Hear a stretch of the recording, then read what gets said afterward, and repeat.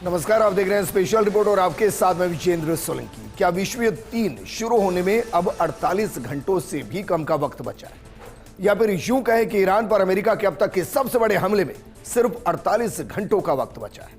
इन सब के बीच में हॉर्मुज के बंद होने से ही दुनिया भर में तेल और गैस की किल्लत हो गई थी। ऐसे में अगर अमेरिका खार्ग द्वीप पर हमला कर दे और ईरान बाब अल मंदेब रास्ते को हॉर्मुज की तरह बंद कर दे तो फिर दुनिया में क्या होगा? क्या दुनिया पर कोरोना से भी बड़ा संकट आने में सिर्फ 48 घंटे बचे हैं? क्या ट्रंप ही ईरान के सुप्रीम लीडर बन सकते हैं, या फिर ईरान ने अमेरिका के खात्मे की तैयारी कर ली है? परमाणु हमला होने की संभावना कितनी है और इस जंग में दुनिया के बाकी देशों के शामिल होने की क्या तैयारी है? क्या वाकई में इस जंग का असली खतरा सिर्फ 48 घंटे दूर है?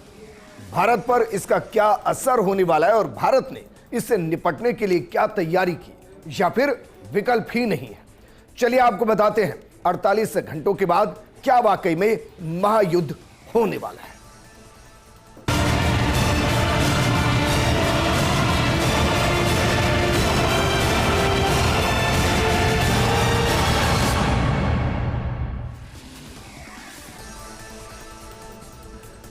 ट्रंप ने ईरान को कहा कि वो उसके पावर सेक्टर और पावर प्लांट पर अटैक नहीं करेगा।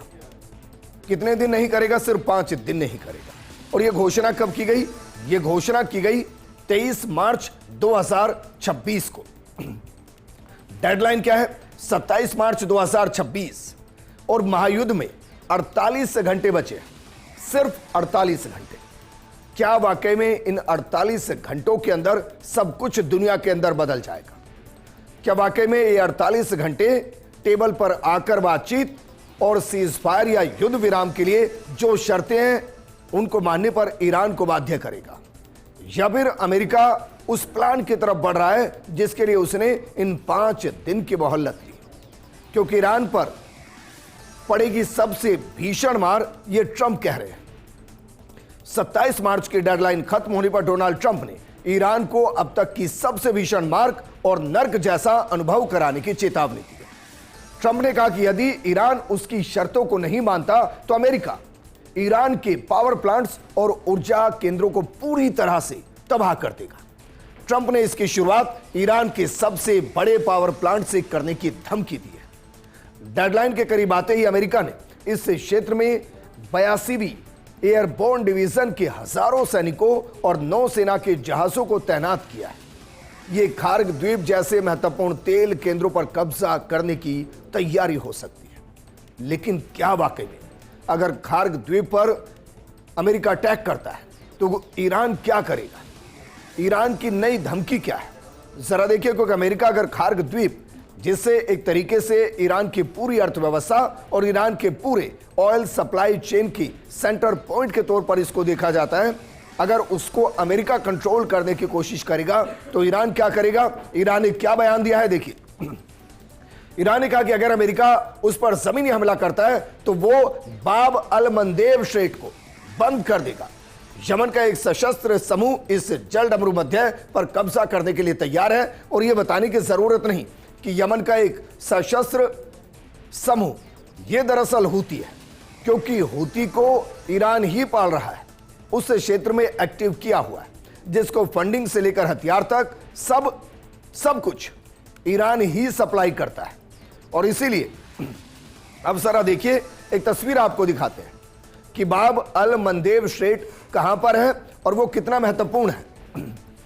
ये जरा देखिए, ये ओमान, ये अरेबियन सी, ये अदन की खाड़ी है, और ये जो इलाका है, ये जो इलाका जो रेड सी को और एक तरीके से स्वेज नहर से क्रॉस करते हुए कनेक्ट करता है, और यहां से जो पश्चिम देश है उनको एक सप्लाई होती है, वहां पर बाब अल मंदेब स्ट्रेट है। ये बिल्कुल उसी तरीके से है जिस तरीके से आप यहां पर देख सकते हैं कि ये जो इलाका है हॉर्मुज स्ट्रेट, अगर यहां पर हूती अटैक करते हैं, और हूती क्यों कह रहे हैं हम? क्योंकि यमन का जो एक टेल है, इस यमन के इसी हिस्से के अंदर हूती सबसे ज्यादा एग्रेसिव है, और जो भी समुद्री जहाजों की लूट होती है, जो अटैक होता है, कुछ अमेरिकन शिप्स को, कुछ इजरायली शिप को हूतियों ने जहां अटैक किया वो लाल सागर का यही हिस्सा जहां अल मंदेब स्ट्रेट को क्रॉस करना पड़ता है और ये बेहद सकरा है। ये जो हॉर्मुज स्ट्रेट है उससे भी ज्यादा सकरा है। लेकिन क्या वाकई में ईरान इसको कंट्रोल कर सकता है? क्योंकि यहां सवाल एक है, सवाल यह है कि जो हॉर्मुज स्ट्रेट है वो ईरान से लगता हुआ है, वहां आसानी से वो अपनी सेना और बाकी चीजों के जरिए उसको कंट्रोल करता है। लेकिन अगर ईरान इसको बाब अल मंदेब को कंट्रोल करना चाहता है तो यह दूरी लगभग 2500 किलोमीटर की है और वहां सिर्फ उसे एक ही सहारा है और वो है हूती। वो हूती जिसको यमन सपोर्ट नहीं करता है। ऐसे में अगर हूती बाब अल मंदेब को कंट्रोल करने की कोशिश करेगा तो पहला जो उसका सामना होगा वो पहला सामना यमन से ही होगा। इसके अलावा मिस्र भी इसमें इंटरफेयर कर सकता है। लेकिन क्या वाकई में बाब अल मंदेब इतना महत्वपूर्ण है कि अगर वो भी चौक हो गया तो दुनिया चौक हो जाएगी, दुनिया में त्राहिमाम होगा। दरअसल अरबी भाषा में बाब अल मंदेब का मतलब होता है आंसुओं का रास्ता। और इसे शब्द क्यों दिया गया है, ये नाम क्यों दिया गया है? क्योंकि सबसे ज्यादा जहाज जिस इलाके में डूबे हैं वो बाब अल मंदेब ही इलाका है जहां बहुत ज्यादा जहाज डूबे हैं। ये सकरा समुद्री मार्ग लाल सागर को अदन की खाड़ी और अरब सागर से जोड़ता है। यह स्ट्रेट अपनी चंचल समुद्री धाराओं, छिछली चट्टानों और तेज हवाओं के लिए जाना जाता है। यह यमन और अफ्रीका के हॉर्न क्षेत्र के बीच स्थित है और अपने सबसे सकरे हिस्से में सिर्फ 29 किलोमीटर चौड़ा है। पुराने समय में इस स्ट्रेट को पार करने के दौरान कई जहाज डूब जाते थे और इसीलिए इसे दुख का द्वार भी कहते हैं। आंसुओं का द्वार कहते हैं, इसे दुख का द्वार कहते हैं। लेकिन क्या यह दुख का द्वार वाकई में दुनिया के अंदर एक ऐसा दुख लेकर आएगा जिससे पूरी दुनिया प्रभावित होगी? और यह कितना महत्वपूर्ण है जरा समझिए। क्योंकि जिस तरीके से हॉर्मुज से 20% से ज्यादा का सप्लाई चेन बाधित होता है, ऐसे ही बाब अल मंदेब से 12% के आसपास का सप्लाई चेन बाधित होता है। देखिए जरा, वैश्विक क्रूड सप्लाई 12% के आसपास बाब अल मंदेब के जरिए होती है और रोजाना जो परिवहन होता है वो 40 से 50 लाख बैरल के आसपास होता है। 40 से 45 के आसपास जो जहाज है वो बाब अल मंदेब के जरिए क्रॉस होते हैं। अब सोचिए जरा, एक तरफ हॉर्मुज है जहां से हर दिन 120 जहाज क्रॉस होते थे, आज की तारीख में 4 से 5 हो रहे हैं। 40 से 45 जहाज अभी भी बाब अल मंदेब के जरिए क्रॉस हो रहे हैं। अगर ये भी बंद हो गया तो दुनिया के अंदर 32 से 40% का सीधा क्राइसिस आएगा और वो क्राइसिस इतना बड़ा होगा कि उसकी कल्पना नहीं की जा सकती। क्या वाकई में 48 घंटे के बाद 2 जगह पर अटैक होगा या 2 जगहों को कंट्रोल करने की कोशिश होगी? एक खार्ग द्वीप जहां से ईरान की पूरी सप्लाई चेन को खत्म कर दिया जाए और उसकी अर्थव्यवस्था को पूरे तरीके से तोड़ दिया जाए, और दूसरी तरफ बाब अल मंदेब जिसके जरिए पूरी दुनिया को ही इस जंग का हिस्सा बना दिया जाए। और क्या वाकई में रास्ता बंद होने से दुनिया पर असर पड़ेगा? इसको जरा समझिए। बाब अल मंदेब दुनिया के सबसे अहम चौक पॉइंट्स में गिना जाता है। यूरोप, एशिया और मिडिल ईस्ट के बीच होने वाले तेल और गैस का बड़ा हिस्सा इसी रास्ते से गुजरता है। स्वेज नहर से गुजरने वाले जहाजों को भी इसी मार्ग से होकर जाना पड़ता है। अगर इस जल मार्ग को बंद कर दिया गया या उस पर पहरा लगाया गया तो इसका पूरी दुनिया पर बुरा असर पड़ेगा, क्योंकि वैसी स्थिति में जहाजों को अफ्रीका की कैप ऑफ गुड होप के रास्ते लंबा चक्कर लगाकर आना पड़ेगा, जिससे सामानों की डिलीवरी में 15 से 20 दिन की देरी और लागत में भारी बढ़ोतरी होगी। विशेषज्ञों के मुताबिक अल मंदेब स्ट्रेट बंद होने की सूरत में दुनिया की 30% से ज्यादा तेल गैस सप्लाई पर असर पड़ सकता है, यानी पूरी दुनिया बूंद बूंद तेल को तरस सकती है। इससे वैश्विक बाजारों में अस्थिरता आएगी, तेल की कीमत में भारी उछाल देखा जा सकता है। तो क्या प्रधानमंत्री मोदी इस स्थिति को संभाल रहे हैं? और इस स्थिति को समझते हुए क्या वो ऑल पार्टी मीटिंग के बाद मुख्यमंत्रियों की बैठक लेने की जो तैयारी कर रहे हैं, क्या ये प्रिकॉशन बेटर देन डिजीज वाली स्थिति है? और भारत के पास विकल्प क्या है? क्या भारत में महंगाई चरम पर होने वाली है? क्या वाकई में भारत में गैस तेल की किल्लत आने वाली है, भयंकर किल्लत आने वाली है? आगे चलकर हम आपको बताएंगे कि भारत इसके लिए क्या कर रहा है और क्या वाकई में विकल्प है भी या नहीं है। लेकिन सवाल है कि क्या ईरान बाब अल मंडेब को बंद कर सकता है? क्या उसके पास इतनी ताकत है? और अगर हाँ तो कैसे? यह यूरोप, एशिया और मिडिल ईस्ट को जोड़ने वाला अहम समुद्री रास्ता है। हर साल करीब 94 लाख करोड़ रुपए का सामान इसी रास्ते से गुजरता है। रोजाना लगभग 45 लाख बैरल तेल यहां से ट्रांसपोर्ट होता है। हालांकि इसे बंद करना ईरान के लिए आसान नहीं है, क्योंकि ये स्ट्रेट ईरान से करीब 25 किलोमीटर दूर है। हालांकि ये यमन के पास स्थित है, जहां ईरान समर्थित हुती विद्रोही मौजूद है। पहले भी गाजा युद्ध के दौरान हुती ने ड्रोन और मिसाइल से जहाजों को निशाना बनाया था, जिससे लाल सागर का ट्रैफिक प्रभावित हुआ था। एक बार फिर से हुती वही करते हुए नजर आ सकते हैं।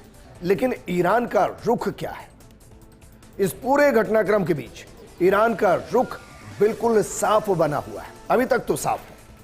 ईरान ने ट्रंप के दावों को मनोवैज्ञानिक युद्ध बताते हुए खारिज कर दिया और अपनी तरफ से 5 शर्तें रखी हैं, जिनमें युद्ध के नुकसान का हर्जाना मांगना भी शामिल है। पाकिस्तान के जरिए भेजे गए इस प्रस्ताव को ईरान ने स्वीकार नहीं किया। ईरान का साफ कहना है कि वो अपनी शर्तों पर ही युद्ध खत्म करेगा, यानी फिलहाल किसी समझौते के आसार बेहद कम नजर आ रहे हैं। लेकिन क्या वाकई में 2 गलियारों और एक द्वीप के जरिए पूरी दुनिया चौक हो सकती है, जिसका जिक्र हम करें? देखिए जरा कि किस तरीके से 2 गलियारे और एक द्वीप ये इस वक्त निशाने पर और पूरी दुनिया इस तरफ देख रही है। खार्ग द्वीप, अमेरिका कह रहा है कि अब सबसे पहला अटैक वहीं होगा, क्योंकि वही एक तरीके से ईरान का दिल और दिमाग है। उसको एक बार पैरालाइज कर दिया गया, ईरान सरेंडर कर देगा। दूसरी तरफ बाब अल मंदेब, ईरान इसको रोक देगा, दुनिया की सप्लाई चेन ही रुक जाएगी और दुनिया में महंगाई अपने आप चरम की तरफ पहुंचती नजर आएगी। हॉर्मुज लगभग बंद ही है और उसका असर कितना दुनिया पर हो रहा है वो सब देख चुके हैं। ऐसे में एक कल्पना ही बेहद डराने वाली कि खार्ग द्वीप बंद हुआ तो क्या होगा, और अगर बाब अल मंडेब बंद हुआ तो क्या होगा। सबसे पहले जरा खार्ग द्वीप को समझिए। अगर ये बंद हुआ तो क्या होगा? खार्ग द्वीप फारस की खाड़ी में ईरान के तट से करीब 25 किलोमीटर दूर स्थित एक छोटा द्वीप है। यह ईरान के कुल कच्चे तेल का लगभग 90 से 96% संभालता है। आप सोचिए, सारी ईरान के तेल की डिपेंडेंसी खार्ग द्वीप पर ही टिकी है। 1.3 से 1.7 मिलियन बैरल प्रतिदिन यहां निर्यात होता है। हालांकि कभी यह बढ़कर 2 मिलियन बैरल तक भी पहुंच जाता है।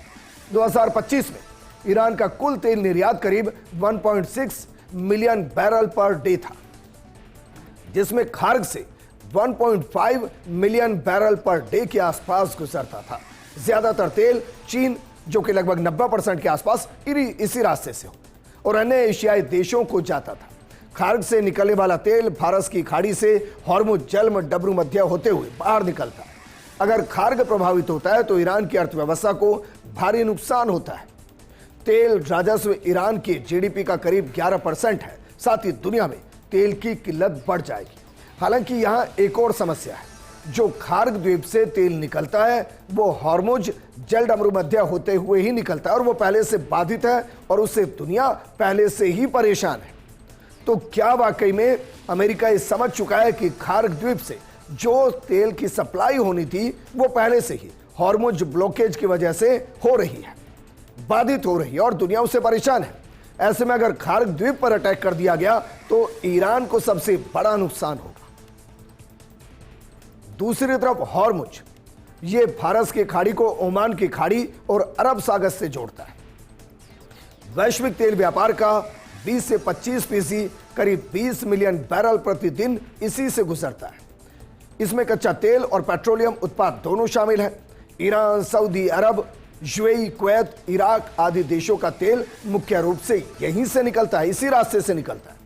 खार्ग द्वीप से निकलने वाला ईरानी तेल लगभग पूरा हॉर्मुज से ही होकर गुजरता है। तो क्या वाकई में युद्ध से ईरान में तबाही आने वाली है या फिर ईरान में तबाही आ चुकी है? आप कल्पना कीजिए, अभी तक जो जंग है उसको अमेरिका कह रहा है कि ये जंग अभी अपने शीर्ष को छूना बाकी है, लेकिन इतनी जंग में ही ईरान के अंदर कितनी तबाही आ चुकी है। हम एक छोटा सा आंकड़ा आपके सामने रख रहे हैं, जरा देखिए ईरान को कितने जख्म अभी तक दिए जा चुके हैं। अगर बात करें रिहायशी कमर्शियल यूनिट्स की तो 87,000 से ज्यादा वो नष्ट की जा चुकी हैं अभी तक। 1937 मौतें अभी तक हुई हैं, जबकि 24,800 घायल हैं। और यह आंकड़ा कब है? यह आंकड़ा तब आया है जब ईरान के अंदर इंटरनेट सेवाएं बंद है, वहां से कोई लेटेस्ट अपडेट नहीं आ रही है, और वहां जो देश के खिलाफ रिपोर्टिंग कर रहे हैं या जो सही आंकड़े बता रहे हैं, जो देश बताना नहीं चाहता, उन पर कार्रवाई सरकार कर रही है। और दूसरी तरफ ट्रंप देखिए, ट्रंप के बयान हर दिन बदल रहे हैं, या यूं कहिए हर घंटे बदल रहे हैं। अभी तक वो बातचीत की बात कर रहे थे, अब वो कह रहे हैं कि डील के लिए ईरान गिड़गिड़ा रहा है कि हमसे डील कर लीजिए। अमेरिकी राष्ट्रपति डोनाल्ड ट्रंप ने एक बार फिर से दावा किया है कि ईरान युद्ध खत्म करने के लिए समझौते की भीख मांग रहा है। दरअसल अमेरिका की तरफ से ईरान को 15 पॉइंट वाला सीज फायर प्रस्ताव भेजे जाने की खबर है। वो कौन से 15 पॉइंट है, कल हमने आपको बताए थे, और यह प्रस्ताव इस हफ्ते पाकिस्तान के जरिए तेहरान तक पहुंचाया गया है। इस प्रस्ताव पर ईरान के रुख को लेकर अलग अलग संकेत मिल रहे हैं। एक तरफ ईरानी सरकारी मीडिया ने कहा कि तेहरान ने इस प्रस्ताव को सिरे से खारिज कर दिया, वहीं कुछ रिपोर्ट्स में दावा किया गया कि ईरानी अधिकारी इस प्रस्ताव की समीक्षा कर रहे हैं। इस बीच ट्रंप ने अपने social media platform truth social पर लिखा, ईरान की तरफ से बातचीत करने वाले बहुत अलग और अजीब हैं। ये एक तरफ हमसे समझौते के लिए भीख मांग रहे हैं, और दूसरी तरफ वो सार्वजनिक तौर पर कहते हैं कि वो सिर्फ हमारे प्रस्ताव को देख रहे हैं। यह गलत है। ट्रंप ने कहा कि ईरान को जल्द गंभीर होना चाहिए, क्योंकि अगर देर हो गई तो फिर वापसी का कोई रास्ता नहीं होगा, हालात बेहद खराब हो जाएंगे। वहीं सबसे इतर जिसने इस जंग को शुरू किया, इजराइल, वो अभी भी असमंजस की स्थिति में है। किस तरीके से है? क्या वो अमेरिका के कहने पर ही ईरान पर लगातार बमबारी कर रहा है, मिसाइल दाग रहा है? इजरायली मीडिया की रिपोर्ट के मुताबिक ट्रंप शनिवार यानी कि 28 मार्च को ईरान के साथ सीज फायर का ऐलान कर सकते हैं, और यही संभावना इजराइल के लिए सबसे बड़ी चिंता बन गई। इजराइल को डर है कि अमेरिका अचानक यह एक तरफा तरीके से युद्ध रोक सकता है, ताकि ईरान के साथ बातचीत का रास्ता खोला जा सके। इजराइल को सबसे ज्यादा चिंता इस बात की है कि यह सीज फायर ऐसे समय पर आ सकता है जब युद्ध अपने अहम मोड़ पर हो। इजराइल मानता है कि अभी सैन्य बढ़त हासिल करने का समय है, और इसी वजह से उसने अपने हमले तेज कर दिए हैं। इजरायली मीडिया के मुताबिक शनिवार तक सीज फायर का ऐलान हो सकता है, और इसी संभावना को देखते हुए प्रधानमंत्री नेतन्याहू की अगुवाई में उच्च स्तरीय बैठक हुई, जिसमें युद्ध के आखिरी लक्ष्यों को तेजी से हासिल करने की रणनीति बनाई गई। नेतन्याहू ने सेना को निर्देश दिए कि संभावित सीज फायर से पहले ईरान के हथियार ढांचे को भारी नुकसान पहुंचाया जाए, लेकिन इससे यह साफ है कि इजराइल युद्ध को जल्द खत्म करने के मूड में बिल्कुल नहीं है। लेकिन कौन झूठ बोल रहा है और कौन सच बोल रहा है, इसको समझना बेहद मुश्किल, क्योंकि हर घंटे बयान बदल रहे हैं। कुछ और बयानों का जिक्र हम करते हैं, क्योंकि शनिवार और रविवार दुनिया में कुछ तो बड़ा होगा, या तो शांति स्थापित करने की कोशिश, या फिर विश्व युद्ध 3 के लिए सभी को आमंत्रण भेजे जाएंगे। जरा देखिए कौन क्या कह रहा है और उसके मतलब क्या है। डोनाल्ड ट्रंप कह रहे हैं वो किसी कीमत पर कोई समझौता करना चाहते हैं, लेकिन वो ये कहने से डरते हैं क्योंकि उन्हें लगता है कि उनके अपने ही लोग उन्हें मार देंगे। ये ईरान को लेकर ट्रंप कह रहे हैं। दूसरी तरफ जो अब्बास अरागची है, विदेश मंत्री ईरान के, वो क्या कह रहे हैं, अब तक दुश्मन के साथ कोई बातचीत नहीं हुई है, और हम किसी भी तरह की बातचीत की योजना भी नहीं बना रहे। एक तरफ कहा जा रहा है कि गिड़गिड़ा रहे हैं, और दूसरी तरफ कह रहे हैं कि हम जंग की तैयारी कर रहे हैं। इन सब के बीच में एक और खबर आई कि तंग सीरी मारा गया। हालांकि इसको ईरान ने कंफर्म नहीं किया है, लेकिन इजराइल ने ईरान की रिवॉल्यूशनरी गार्ड के नौसेना चीफ अली रेजा तंगसीरी को मारने का दावा किया है। इजराइल के रक्षा मंत्री कार्ड्स ने कहा कि ईरान के बंदर अब्बास इलाके में हुई एयर स्ट्राइक में तंगसीरी मारे गए हैं। इजरायली अधिकारियों के मुताबिक तंगसीरी वही कमांडर थे जिन्होंने स्ट्रेट ऑफ हॉर्मुज को बंद करने की प्लानिंग की थी। हालांकि ईरान ने अभी तक तंग सिरी के मौत की पुष्टि नहीं की है। हालांकि ईरान ने मुअज़्ज़मा खamenei के जिंदा होने की पुष्टि भी नहीं की है और ना ही इस वॉर में मुअज़्ज़मा खamenei अभी तक नजर आए। ट्रंप के एक और बयान को आपको समझना चाहिए और उस बयान को आप कितना गंभीरता से लेंगे या ट्रंप ने कितनी गंभीरता से बयान दिया, इस पर एक अलग डिस्कशन हो सकता है। लेकिन ट्रंप क्या कह रहे हैं इसके मायने हैं। ट्रंप कह रहे हैं कि ईरान के कुछ लोग उनसे अनौपचारिक रूप से कह रहे हैं कि आप हमारे अगले सुप्रीम लीडर बन जाओ। मैंने मना कर दिया। दुनिया में किसी देश का नेता ईरान का सुप्रीम लीडर बनना ही नहीं चाहता होगा। आप सोचिए, जिस सुप्रीम लीडर की बात हो रही है उससे सुप्रीम लीडर पर अयातुल्ला खamenei जैसे लोग बैठे हैं। मुअज़्ज़मा खamenei की बात हो रही है। क्या वाकई में ईरान के अंदर कोई अपने सुप्रीम लीडर के तौर पर ट्रंप को देख सकते हैं? कहीं ट्रंप ये इशारा तो नहीं कर रहे कि वो ईरान के अंदर बिल्कुल वेनेजुएला जैसा करना चाहते, जैसे वेनेजुएला के अंदर उन्होंने अघोषित तौर पर खुद अपने हाथ में पूरी कमान रखकर सुप्रीम लीडर वहां के बने, ऐसे ही ईरान के अंदर भी कुछ ऐसा हो सकता है कि वहां जिम्मेदारी कोई संभाले लेकिन सुप्रीम लीडर के तौर पर ईरान के फैसले अमेरिका ले। अब मानकर चलिए 48 घंटे के बाद अगर महायुद्ध होता है तो क्या होगा? क्योंकि अगर शांति स्थापित हुई तो भारत को कोई समस्या नहीं है, तेल गैस की आपूर्ति निर्बाध रूप से आगे बढ़े। लेकिन सोचिए, अगर महायुद्ध हुआ तो भारत ने क्या वाकई में तेल और गैस की व्यवस्था कर दी है या फिर भारत में एक बड़ा क्राइसिस होगा? भारत ने अप्रैल में डिलीवरी के लिए रूस से 6 करोड़ बैरल तेल खरीदा है। ये बतौर भारतीय मैं आपको बता रहा हूं। भारत ने अप्रैल में डिलीवरी के लिए रूस से 6 करोड़ बैरल तेल खरीदा है। रूसी तेल के कार्गो ब्रेंट के मुकाबले प्रति बैरल 5 से $15 के प्रीमियम पर बुक की गई है। तेल की यह मात्रा कितनी है, इसको एक बार इस महीने और पिछले महीने के साथ कनेक्ट कीजिए। तेल की मात्रा भारत की मौजूदा महीने की खरीद के बराबर है। वहीं ये मात्रा फरवरी में खरीदी गई कुल मात्रा से 2 गुनी है। अप्रैल में आने वाले वेनेजुएला के कच्चे तेल की खरीद 8 मिलियन बैरल होने का अनुमान है, जो अक्टूबर 2020 के बाद से सबसे ज्यादा है। अब आप कहेंगे इसका मतलब क्या है? इसका मतलब यह है कि देश ने, भारत ने, मोदी सरकार ने क्रूड ऑयल के लिए अपना बैकअप तैयार कर दिया है। बैकअप प्लान तैयार है। वेनेजुएला से आपूर्ति होगी, रूस से आपूर्ति होगी, कोई किल्लत भारत में नहीं होगी। अब सवाल खड़ा होता है गैस को लेकर, क्योंकि गैस ईरान के रास्ते ही आ रही है और हमारी बाहर से खरीद की जो डिपेंडेंसी है वो बहुत ज्यादा है। तो क्या इसका भी बैकअप प्लान कोई सरकार ने तैयार किया है? सरकार ने कहां खड़ा दिया था कि पहले हम 25 देशों से निर्यात कर रहे थे, अब हम 41 देशों से निर्यात कर रहे हैं। लेकिन क्या अगर यहां किल्लत हुई उसकी भरपाई का विकल्प वाकई में मजबूत है? इसमें सबसे ऊपर है अमेरिका। संयुक्त राज्य अमेरिका सबसे तेज और व्यावहारिक विकल्प है भारत के लिए फिलहाल गैस के लिए अगर क्राइसिस होता है। यकीनन लंबी दूरी है, उसके बावजूद उपलब्धता अच्छी है। आप जानते हैं इस वक्त कई कार्गो रास्ते में है और जल्द कुछ निकलने वाले हैं। वहीं दूसरा विकल्प ऑस्ट्रेलिया। पहले से ही भारत जो एलएनजी सप्लाई भारत को हो रही है, अतिरिक्त गैस के लिए भी ऑस्ट्रेलिया ने ऑफर कर दिया है कि अमेरिका भारत को अगर अतिरिक्त गैस चाहिए हम तैयार हैं ना, पहले से सप्लाई है, अतिरिक्त गैस की जो डिमांड है हमसे ले लीजिए। यहां से शिपिंग समय पर है और विश्वसनीय है। वहीं रूस भारत का बढ़ता हुआ विकल्प है। कुछ कार्गो को तैयार करने की बात हो रही है। इसके अलावा सोचिए नॉर्वे है, जहां स्पॉट मार्केट से इमरजेंसी कार्गोज लिए जा सकते। यह अच्छा वैकल्पिक स्रोत है जिस पर भारत सरकार काम कर रही है।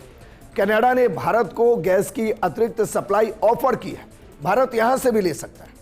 इसके अलावा वेस्ट अफ्रीकी देश जैसे नाइजीरिया, अंगोला यहां कम मात्रा में उपलब्ध है, लेकिन विकल्प है और इन विकल्प पर सरकार काम कर रही है। और इसीलिए भारत की सरकार पूरे तरीके से आश्वस्त कि हो सकता है गैस को लेकर थोड़ी किल्लत हो, लेकिन विकल्प उन्होंने तैयार कर लिए, बातचीत कर ली, ऑर्डर दे दिया। और क्रूड ऑयल के लिए तो कोई समस्या ही नहीं है। वेनेजुएला और रूस के जरिए निर्बाध आपूर्ति होती रहती है और होती रहेगी अगर हॉर्मुज पूरे तरीके से भी बंद हो जाए। लेकिन 48 घंटे के बाद क्या महायुद्ध होगा, ये 48 घंटे के बाद ट्रंप क्या सोच के फैसला लेते हैं इस पर निर्भर करेगा। लेकिन ईरान उन शर्तों पर समझौता यकीनन नहीं करेगा जो अमेरिका कह रहा है, जैसे परमाणु कार्यक्रम को बंद कर दिया जाए, जो संवर्धित यूरेनियम है उसे किसी देश को दे दिया जाए। ये वो शर्तें हैं जो ईरान को उसकी सोच के हिसाब से 1979 से पीछे ले जाएगा। तो शर्तें कुछ ऐसी होंगी जो ईरान और अमेरिका दोनों की इज्जत को बचा पाए। लेकिन क्या उस पर संभावना है कि 48 घंटों में बातचीत हो? लगभग ना के बराबर। इस प्रोग्राम में फिलहाल इतना ही। आप बने रहिए फर्स्ट इंडिया न्यूज के साथ, क्योंकि खबरों का सिलसिला लगातार जारी है। नमस्कार।